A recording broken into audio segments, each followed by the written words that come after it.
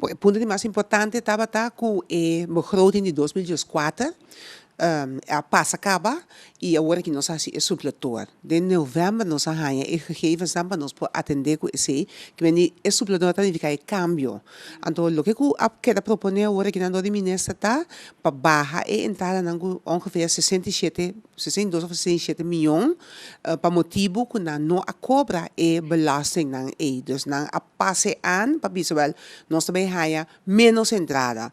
Então ponto que de mês ora botando menos entrada, botinho o acta que está passando.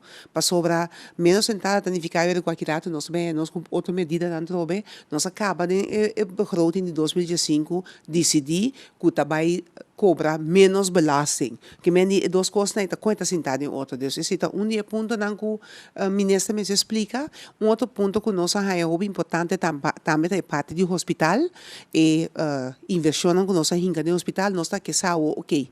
Agora que nada de dois anos passa com a situação tá precisamente na nossa explicação de esse também o ministro a proponer também para mandar e investir não por fazer na 2013, mas esse ano para 2014. Agora e na nossa papel tocante de capacidade para fazer o projeto e usa esse ano aqui de verdade. Então tem um momento que o governo, o ministro, vem com uma proposição de tal forma que hora que não põe sempre para begroting com verdade também projeto nada que dá executar. Esse projeto para o povo de Curaçao.